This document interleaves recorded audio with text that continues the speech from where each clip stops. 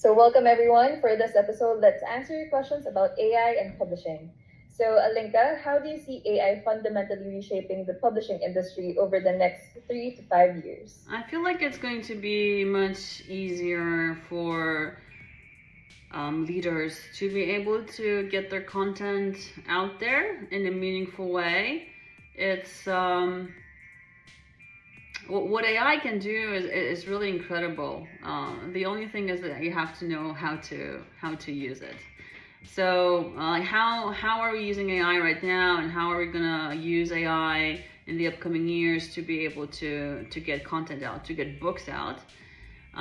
So essentially, it's making really like mundane tasks much easier. For example, the way we always start a book is by strategy. We need to have a strategy down in order to make sure that the book has the highest potential of success. But that strategy can only happen after an in-depth conversation with an author. So the first, so step zero really, before we take step one is the conversation that I have with an author, or a future author, and that's not a conversation that the author wants to have with AI, even though they will be able to have it with an AI agent this year, I think. But that's typically not what we want as humans. We want to interact with another human. Because with another human you can be vulnerable, and vulnerability together with validation is what creates human interaction and human connection. So you cannot have that with AI, because we're not talking about human connection anymore. Okay, so typically I really want to understand, like, what are those drivers that an author has to want to get that book out. Once I have those and many other elements that I'm able to capture during that first conversation, then I have enough to be able to put together a strategy. And yes, of course, I use AI to help me put together a strategy. Am I able to do it without AI? Of course, I'm able to do it with AI. Without AI, I was doing it for over a decade without AI. Only now I'm able to do it much faster because I know exactly what prompts to use, and I know if the answers that I'm getting make sense or not, and I can challenge the AI. It's not like I'm telling AI, hoping and praying it's going to do the right thing. No, because if I don't challenge the AI, I'll get challenged by our author clients. So this makes my job much faster, because I'm just able to put together strategies much faster, and that's phenomenal, because then I can dedicate my time to things that are more exciting to me than research, for example, right? So I just check the research. I don't have to do the research. I check the research, and so that's number one. Two, it's actually a fact that AI got really good, and it's going to get even better at writing. Depends, of course, which LLM you're using, how you're prompting, and all that. Though the writing itself is excellent, and we did double-blind tests within the company, where we gave our clients samples written by humans and written by AI. And in many cases, they chose the AI samples. So, what does that mean?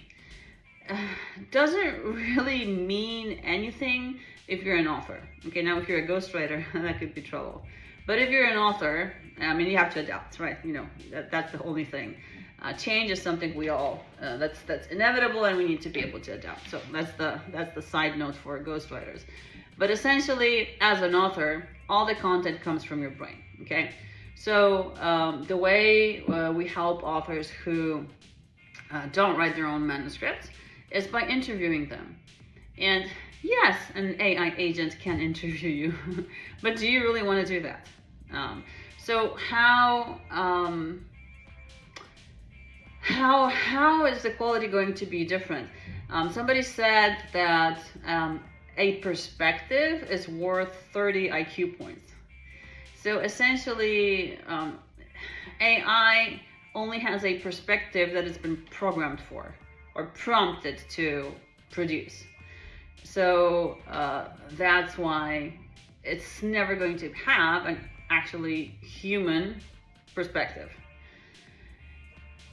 Now, I don't know if there are going to be people who will disagree with me on that, but the way we're putting together books right now, and what I am heavily leaning towards, is personal stories. So, a lot of books that I start with leaders that are already high level and they want to either spread their knowledge, share their knowledge, or become even higher level, is they often have a framework, or they have some proprietary information theories that they came up with that they want to share. And when they come to me, like, they're typically pretty flat in terms of the way they want to share it with their readers. And that's when I explain that, as human beings, we're wired to learn stuff through storytelling. And I typically want a story. Like, I want to understand, like, and just to give you an example, like, we have one client who's writing about politics and mental health and all these things. This book came, or this draft came as a very academic book. When we went into strategy, it turns out he actually wants a lot of people to read it. So we cannot have this academic writing. We need stories. And when I started digging into it, I found out his father committed suicide when he was 10. And I suggested that he share that in his book, because that really helps the reader to connect. The author becomes vulnerable, so the reader immediately starts forming this connection with the author. And no AI, no LLM is going to write that for you. So the only way to get something out like that is through a conversation with a human. And then my reaction is going to be a reaction that is going to provide some sort of validation based on my experience. Which, by the way, this framework, vulnerability and validation, I learned recently from one of the clients, from one of our clients, and we're working on a book for him. It's more profound than this. This is actually coming from a psychologist who said that for humans to create a connection, you need those two things: vulnerability and validation. So now I had been doing this intuitively, but now I'm doing it more deliberately, because I realize how you create a connection. So what this means is essentially we're able to get books out faster. When we have all the material from the conversations that we have, that I have or my team has with clients, then in order to get that out, we can have either a human ghostwriter, or we can have AI write it and give the author a choice. Like, it's very, very easy. A couple samples, which one do you want? We're already seeing our clients leaning towards the AI written samples. They don't know that when they choose it. We tell them once they do, and typically, they go with what they feel will be the best for their audience. Okay, so now how do you reconcile the fact that this book has been written by AI? Well, it hasn't, because all of the content, everything comes from your mind. The AI's father didn't commit suicide when you were 10. Right? It's the author's father. So all it's doing is what has already been happening for centuries, that people who have great thoughts, great content, but are not gifted writers, they are hiring gifted writers to write it for them, but it's their content. And these gifted writers right now happen to be LLMs or AI agents. So we're really able to get more high quality content out there. And yes, there will be a lot of terrible stuff because you can go to an LLM and say, write me a book about write me a book about marketing. Then you can go to KDP and click through the dashboard and publish it. Okay, now who's gonna read it, and what reviews are they gonna leave?